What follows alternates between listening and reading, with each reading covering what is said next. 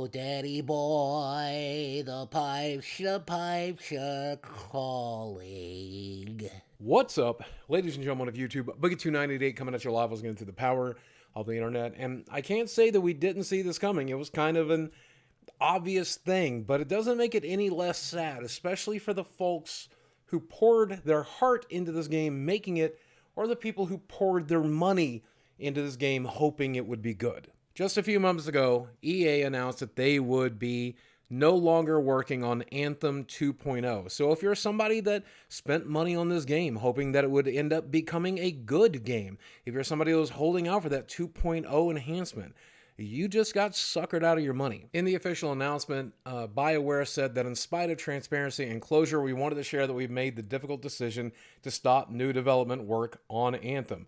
We will, however, continue to keep the Anthem service running as it exists today. That probably means no more content, no more patches, no more stuff for the people who are already playing the game, who are still playing the game, and certainly no future enhancements for an Anthem 2.0 like we were promised. They go on to say, during the development, we provided updates revealing some of the team's work through blog posts and conversations with you on social media, and it's been inspiring for us to see the positive reactions and feedback. I've been incredibly proud of the work the team has been doing and excited to see and play each new build of the experience. 2020 was a year unlike any other, however, and while we continue to make progress against all our game projects at BioWare, working from home during the pandemic has had an impact on our productivity, and not everything we had planned as a studio before that happened can be accomplished without putting undue stress on our teams. Now, according to insiders, there was only a small team working on this project anyway, and a lot of the major developers were already working on the next Dragon Age, the next Mass Effect, and they are now moving that smaller team onto those projects. So when it comes to overworking, when it comes to working from home, when it comes to any of these other excuses, they're just that. They're just excuses. I guarantee you that the folks at EA, the people who actually run the company, looked at the books, looked at the finances, looked at the progress, realized it was going to cost way too much money for a game that has a negative connotation with it anyway, and it just wouldn't be worth sinking that money into it. According to this article, there was a team of about 30 people who were working on the rebuild of Anthem, and presumably those people will move on to something else, but I'm just going to say, there's no way 30 people could have done this, whether there was a pandemic or not. It would have needed an entire team of a much larger group of people to make this happen, and clearly they just weren't invested in it. And with a company like EA that has all the money in the world, there's no reason they couldn't have done a No Man's Sky here. There's no reason they couldn't have assigned enough people and done enough work to make the game that everyone was promised. They just have chosen not to because they don't want to spend the money. They don't want to waste the resources. They don't want to force 30 people to work themselves to near death for a pointless thing. I don't think it would have been pointless. At the end of the day, I think we could have gotten a good game out of it, a good game that a lot of us have already paid for. But instead, they just rather sell us the next broken project. Consider BioWare's recent track record. There was Mass Effect Andromeda, which launched as an incomplete, buggy mess upon launch. Sure, they got that game into a playable state, but look at those user score reviews.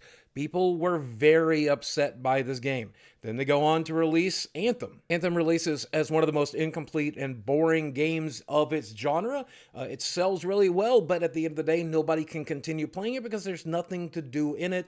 Then they make the promise that they will complete that game, they will make it good, and they just don't. They simply don't. So if you're a Dragon Age fan like me, or a Mass Effect fan for some reason at this point, then you have no reason to be excited for either of the next games that BioWare is working on, because statistically speaking, they will be broken, buggy messes upon launch, and they'll just be games that they will never fix down the road. It's just going to be a frustrating experience for everyone involved, and most certainly, based on EA, the way they're running BioWare these days, they will be cash grabs, they will be focused on microtransactions and upsell and long, grindy, boring gameplay.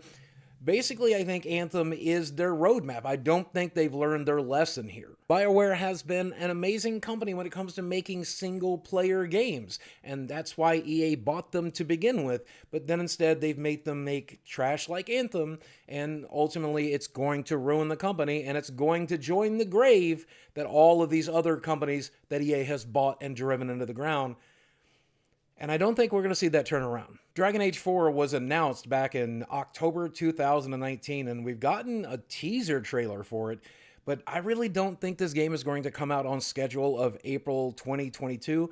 And considering the pandemic that they just cited as the reason they were getting rid of Anthem, and if they do try to release this game in 2022, I got a really strong feeling it's just not going to be complete. When it comes to Mass Effect, we do know we're getting a trilogy remaster here in 2021, and I'm sure that's hard to mess up, so that should probably come out okay.